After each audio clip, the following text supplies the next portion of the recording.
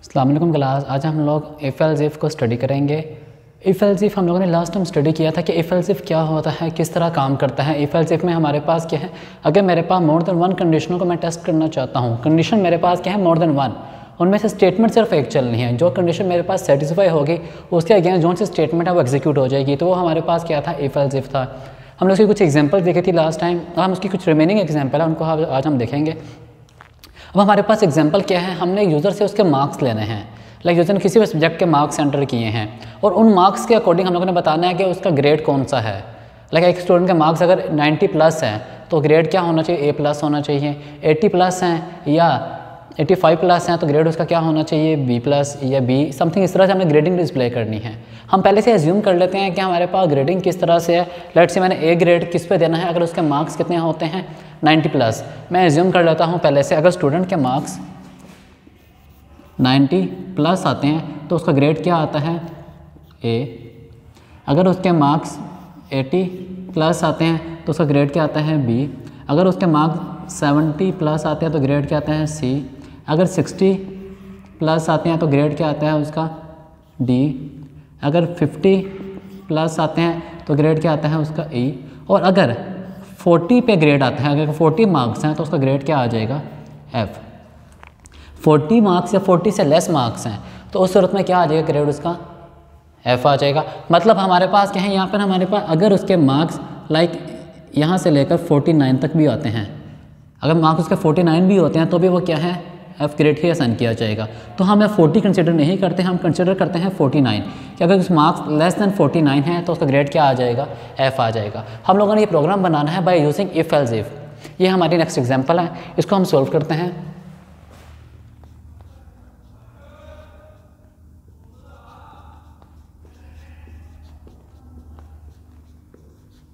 यहाँ पढ़ क्या रहे हैं, इफ़ एल्स। अब मेरे पास ग्रेडिंग है। पहले फर्स्ट ऑफ ऑल हमारे पास चीज़ क्या है, यूज़र से उसके मार्क्स लेने हैं। तो हम प्रोग्राम को स्टार्ट करेंगे, void main। प्रोग्राम को स्टार्ट करेंगे इस तरह से, इंट x। x में मेरे पास क्या आ जाएंगे, उसके मार्क्स आ जाएंगे। अब printf लिखेंगे,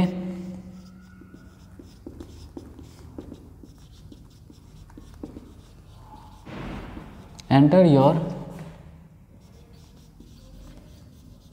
marks.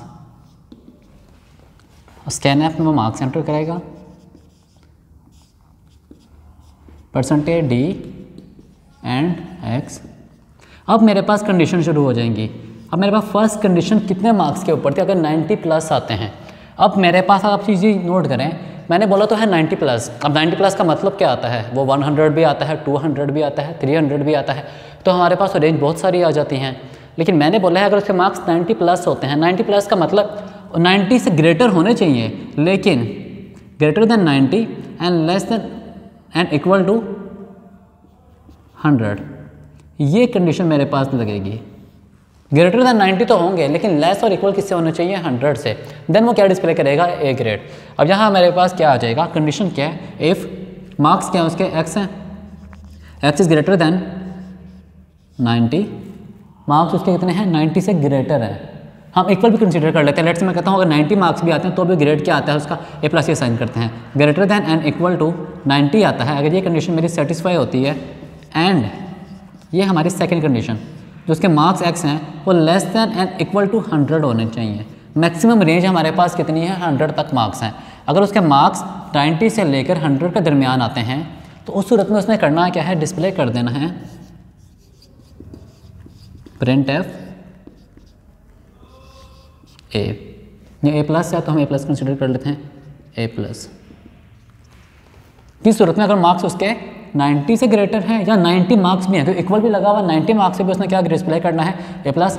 And marks less than 100 होने चाहिए तो हम क्या डिस्प्ले कर देगा, A+।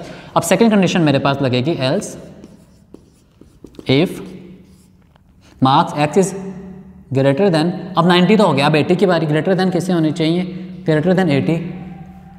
ग्रेटर देन 80 होते हैं एंड मार्क्स लेस देन किससे होते हैं, 90 से। या लेस देन 90 है, इक्वल नहीं लगाया क्योंकि इक्वल पे हमारे पास क्या डिस्प्ले करना है, A+। 90 से लेस होते हैं, लाइक 89 होते हैं, तो उस सूरत में उसने करना क्या है, डिस्प्ले कर देना है बी प्लस, ये डिस्प्ले कर देगा। ये हमारे पास क्या है, हमारी सेकंड कंडीशन थी। अब हमारी क्या है, थर्ड कंडीशन।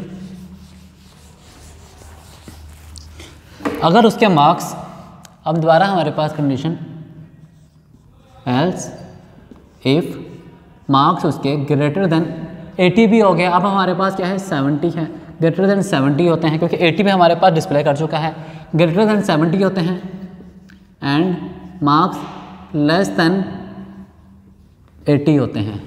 ग्रेटर देन किससे हैं, 70 से, लेस देन किससे हैं, 80 से। अगर हमारी ये कंडीशन सेटिस्फाई होती है, अब ग्रेटर देन 70 लिखा है मैंने, लेकिन आप लोग मैंने भी बताया था हम 80 पे भी क्या डिस्प्ले करेंगे। जैसे यहाँ पे एक स्टूडेंट है, उसके मार्क्स 80 मार्क्स आ गए हैं, तो 80 पे डिस्प्ले करना चाहिए हमें A प्लस, बी प्लस, तो मार्क्स उसके ग्रेटर देन एंड इक्वल लगाएंगे। इसी तरह यहाँ पे भी हम लोग क्या लगाएंगे, greater than and equal to 70। अगर ऐसा होता है तो वो प्रिंट कर देगा C plus.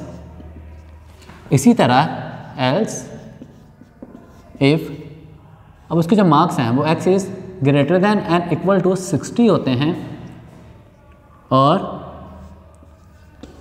Marks less than, अब 70 पे था, अब मेरे पास कंडीशन आ जाएगी यहाँ पर 70, लेस देन 70 आने चाहिए, इक्वल नहीं है, यहाँ मेरे मार्क्स लेस देन 70 आते हैं। अगर ऐसा होता है तो उस सूरत में उसने करना क्या है, प्रिंट कर देना है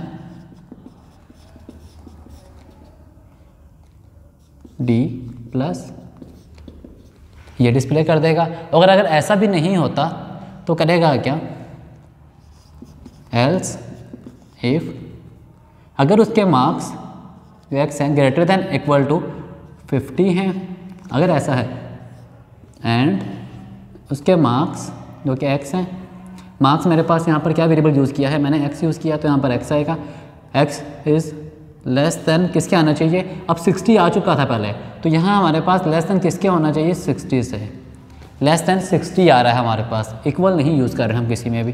अगर ऐसा होता है तो वो क्या प्रिंट करता है,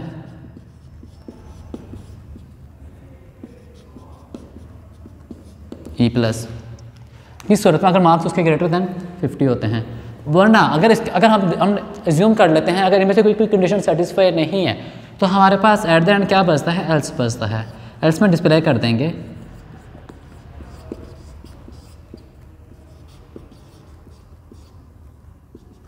fail get CH, program terminate हो जाएगा।